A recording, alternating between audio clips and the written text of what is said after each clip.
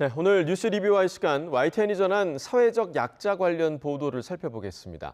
함께 이야기 나눌 두 분을 모셨습니다. 먼저 이종임 시청자 평가원입니다. 이동우 해설위원 실장입니다. 네, 최근 다양한 사회적 약자의 상황을 전한 YTN 보도가 많았는데요. 이 소외계층에 각별한 관심이 필요한 때인데 이를 보도하는 언론의 역할도 중요할 것 같습니다. 네, 맞습니다. 사회적 평등과 민주주의 발전을 위해서는 차별과 불이익에 다소 쉽게 노출된 사회적 약자에 대한 배려가 필요합니다. 이러한 배려의 필요성, 사회적 담론 형성에 중요한 역할을 하는 것 중 하나가 언론 보도인데요. 사회적 약자에 대한 잘못된 보도가 이들에 대한 불합리한 편견과 혐오, 그리고 소외를 불러올 수 있기 때문에 언론 보도 역할은 더욱 중요합니다. 이들의 어려움을 해결하기 위해서는 사회적 약자 계층 관련 보도를 꾸준히 이어가야만 대안 마련을 위한 동력을 갖게 되는데요. 아쉽게도 여러 이유로 연말이나 연초 이런 보도들이 반짝하고 나왔다가 사라지곤 합니다. YTN 보도 구성 가운데 한 가지 예로 들 수 있는 게 지난 1월 20일 노숙인과 쪽방촌 주민을 조명한 보도가 있었는데요. 계속되는 한파로 노숙인과 쪽방촌 주민들이 추위를 피할 수 있도록 운영되는 쉼터를 취재합니다. 다만 보도를 보면서 확인할 수 있었는데 주말이 아닌 화요일 평일임에도 하루 동안 같은 내용의 보도가 연달아 이어졌습니다. 네, 물레동 노숙인 센터입니다. 네, 지금 나가 있는 공간이 어떤 곳입니까? 네, 이곳은 노숙인들에게 옷이나 방한용품 등을 제공하기 위해서 마련된 공간입니다. 이 쉼터에는 어떤 분들이 계십니까? 네, 이곳에는 노숙인들뿐만 아니라 한파를 피해 찾아온 쪽방촌 주민들도 계십니다. 연탄을 태워 방을 살펴보지만 찬바람을 맞기엔 역부족이라 지독한 감기에 걸렸다는 쪽방촌 주민도 만나볼 수 있었습니다. 연탄 보일러로 막아내기 힘든 추위에 결국 하나둘 쉼터를 찾습니다. 벽을 막아주시면 되니까. 이제 연탄보일러는 보일러 자체가 뜨거운 물이 안 나오잖아요. 손시렵죠. 손시렵고 얼굴 차가워요. 새롭게 추가되는 내용 없이 같은 말을 반복하는 정도의 보도 재생이 어떤 의미가 있는지에 대해 반문해 볼 수 있는 구성이라고 생각을 했는데요. 한파, 쪽방촌, 추위, 노숙인 등으로 YTN 홈페이지에 검색을 했을 때 1월 20일 해당 보도 외엔 이어지는 후속 보도나 추가 취재가 확인되지 않았습니다. 앞서 말씀드린 것처럼 연말 연초에 일시적으로 상황을 전달하고 그치는 보도 형태에 대해서는 언론 전반의 고민과 성찰이 필요한 대목입니다. 이러한 아쉬운 점을 YTN에서도 충분히 인식하고 있으리란 생각이 드는데요. 이 부분에 대한 YTN만의 해결 방안이 있다면 알려주시면 도움이 되겠습니다. 네, 자 말씀해 주신 대로 연말 연초에 일시적으로 이러한 보도가 집중되는 이유, 실장님은 좀 어떻게 바라보고 계십니까? 네, 지금 방금 시청자 평가원께서 지적하신 그런 문제에 대해서도 YTN은 충분히 공감하고 있는 그런 부분이라고 할 수 있겠습니다. 사실 사회 취약계층에 대한 보도가 연말연시에 집중된다는 지적도 뼈 아프게 수긍할 수밖에 없다는 점도 충분히 인지하고 있는데요. 다만 YTN은 시의적절하게 항상 취약계층의 귀와 눈을 기울이고 또 그들의 삶에 계속 관심을 가지려는 노력을 해왔다는 점을 말씀드리도록 하겠습니다. 다만 체계적이고 구조적인 문제점을 지적하는 부분에 대해서는 다소 부족했다는 아쉬움이 없지는 않은 것이 사실이고요. YTN은 이뿐만 아니라 지난해 발생한 대규모 재난재해에 있어서도 이재민들이 처한 상황을 집중 조명하면서 최대한 도움이 되도록 노력을 해왔는데요. 지난해 산불 이재민들의 어려운 처지와 경기도 가평이라든지 충청도 그리고 경남 산청 지역의 수해 피해 주민들의 고충에 대해서도 계속 보도하고 있습니다. YTN은 앞으로도 취약계층과 사회적 약자들이 겪는 어려움에 대해서 굳이 기후변화나 재난뿐만 아니라도 복지 사각지대까지도 눈을 돌려서 구체적이면서도 심층적인 보도를 이어가겠다는 점 여기서 약속드리도록 하겠습니다. 네. 자, 그동안 꾸준히 사회적 약자 또 취약계층 보도를 해오긴 했지만 앞으로 구조적으로 보도를 더 강화해 나가겠다는 계획까지 언급을 해 주셨습니다. 자, 이번 주제와 관련해서 이 사회적 약자에 대한 YTN 보도를 살폈을 때 기존의 언론이 해오던 방식에서 어떤 점이 더 강화되거나 또 초점이 맞춰져야 한다라고 보시는지 궁금한데요. 자, YTN 보도에서도 좀 새롭게 다뤄진 부분들도 있을까요? 네, 먼저 YTN은 겨울 추위에 노출된 사회적 약자와 경제적 취약계층 등의 현실적 문제를 좀 더 객관화해 전달하기도 했습니다. 우리 사회의 불평등 요소를 보다 체계적으로 살펴볼 수 있는 데이터를 중심으로 설명해 시청자의 이해를 도왔습니다. 데이터처는 올해 3월 말 기준 우리나라 순자산 진위계 수가 0.625로 지난해에 비해 0.014 늘었다고 밝혔습니다. 순자산 진위계 수는 자산에서 부채를 뺀 순자산을 기준으로 불평등도를 나타내는 척도입니다.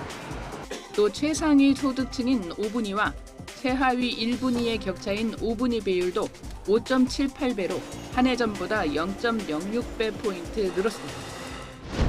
통계 수치를 언급한 보도는 곧 정책 과제를 환기시키는 역할을 하는데요. 불평등 확대는 단기간의 경기 지표만으로 해결되기 어렵고 일자리 확대, 자산 형성 지원, 사회 안전망 강화 등 정책적 대응이 필요하다는 논의로 이어질 가능성까지 제기합니다. 경제적 취약계층의 실질적 어려움과 현실을 담은 깊은 조명이 필요하다는 생각이 들었습니다. 이어서 인천에 거주하는 홀몸 노인의 수가 증가하고 있고 쪽방촌에 거주하는 노인 돌봄을 적극적으로 대응하려는 지자체의 움직임을 취재해 보도합니다.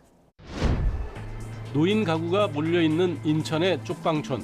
추운 겨울이 되면 하루하루 버티는 게 버거울 수밖에 없습니다. 이 같은 홀몸 노인은 인천에서만 지난해 15만 명까지 늘었습니다. 올해는 지난달까지 16만 명을 넘어설 정도로 계속 증가세입니다. 이에 인천시가 노인 외로움 문제에 본격적으로 대응하기로 했습니다. 관계 기관들과 협력해 시민들을 지원하는 외로움 대응단을 출범시킨 겁니다. 체계적인 대응을 위해 광역단체로는 처음으로 외로움 돌봄국도 내년에 신설합니다. 인천시가 광역단체 중에서는 처음으로 전담 부서를 만들어 고립된 노인들을 적극적으로 지원한다는 내용이었는데요. 이렇게 상대적으로 경제 상황이 취약한 이들이 겪는 실제 삶의 무게와 구체적인 현실까지 일부 보도를 통해 확인할 수 있었습니다.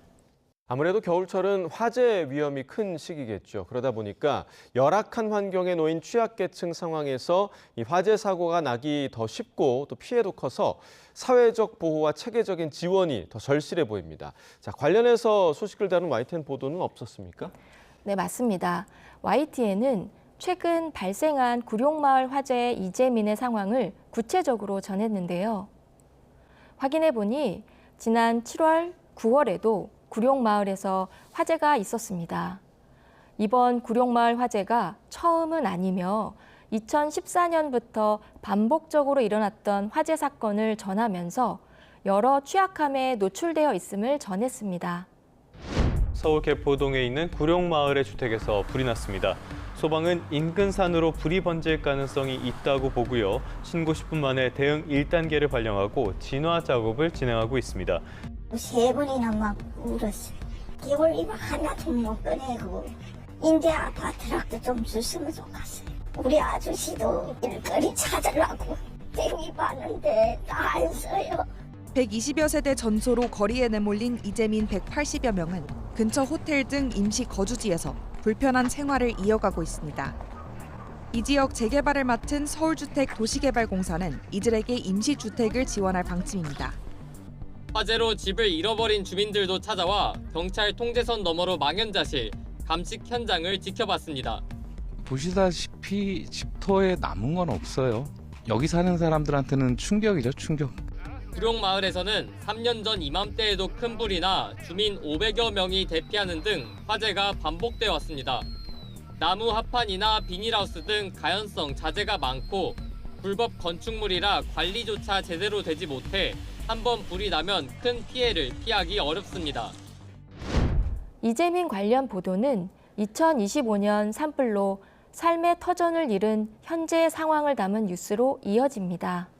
안동 산불 이후 이재민들의 임시주택을 취재한 뉴스였는데요. 안동뿐 아니라 경북 의성과 청송, 영양, 영덕 등 산불 피해 지역 대부분 한파특보가 내려진 상황도 함께 전했습니다. 네, 경북 안동 임시주택단지에 나와 있습니다. 네, 강추위 속의 이재민들 상황 어떻습니까? 네, 저희 취재진이 오늘 이른 아침부터 이곳 임시주택단지를 지켜봤는데요. 그야말로 살을 내는 것 같은 칼바람이 불어서 정신을 차리기가 어려울 정도로 날씨가 많이 추웠습니다. 하지만 임시주택은 말이 주택이지 조립식이다 보니 밖에서 부는 찬바람을 완전히 막기가 어렵습니다.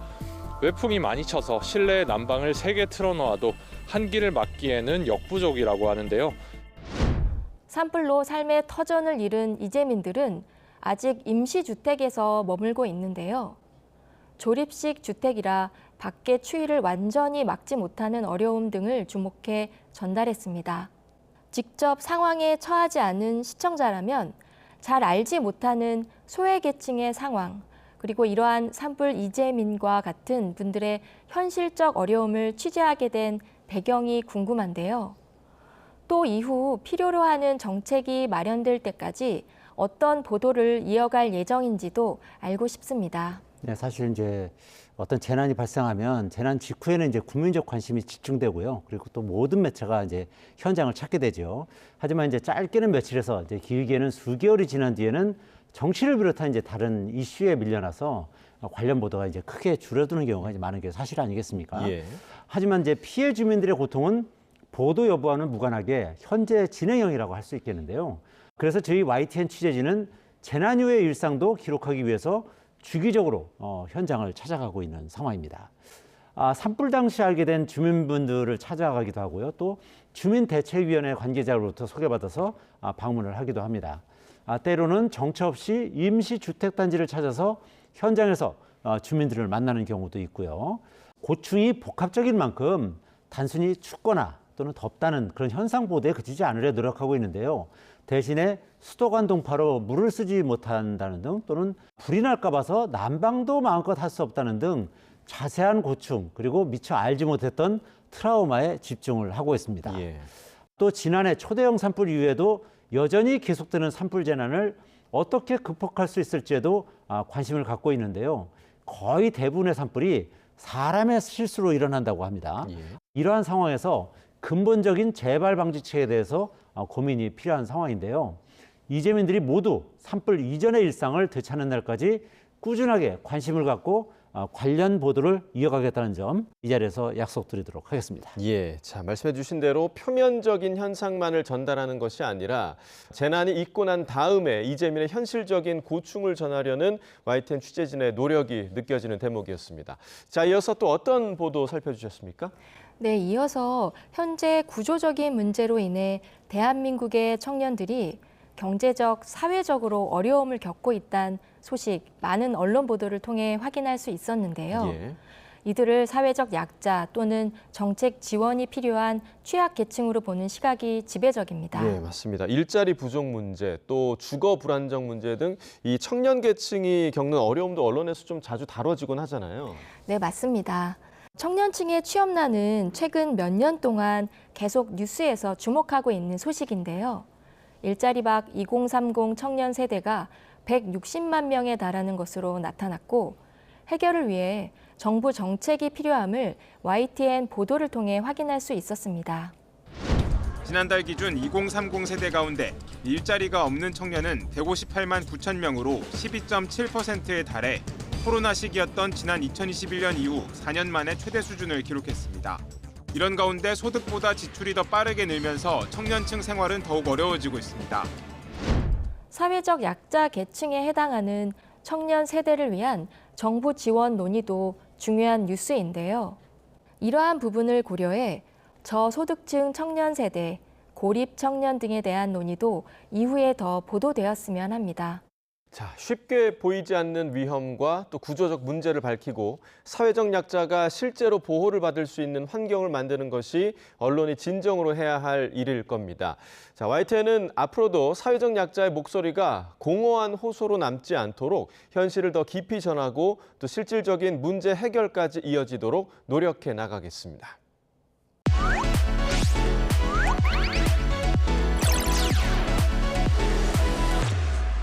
시청자의 알 권리와 보도 가치의 향상을 위해 노력한 방송을 꼽아보는 디딤돌 뉴스 시간입니다. 자, 평가원님, 이번 주 주목할 만한 보도 어떤 보도였습니까? 네, 이번 디딤돌 뉴스는 경북 안동 산불 이재민들을 취재한 김근우 기자의 뉴스입니다. 산불 이재민들의 삶을 좀 더 심층 취재한 뉴스인데요. 강추위에 수도시설이 얼고 임시주택이 추위를 제대로 막기에는 역부족인 상황을 취재했을 뿐만 아니라 생업을 위한 준비를 하는 이재민들이 어떤 어려움을 겪고 있는지 심층적으로 취재한 의미 있는 뉴스였습니다. 재해 당시의 피해 사례를 주목하던 뉴스 보도 이후에는 이재민에 대한 관심이 잊혀지기 쉬운데요. 한파에 노출된 사회적 약자 중 산불 이재민들을 취재하기로 결정한 계기가 궁금하고요. 뉴스에 담지 못한 이재민들의 어려움이 있다면 더 들을 수 있으면 좋겠습니다. 마지막으로 이러한 재난 보도는 연속 보도가 중요하다고 생각되는데요.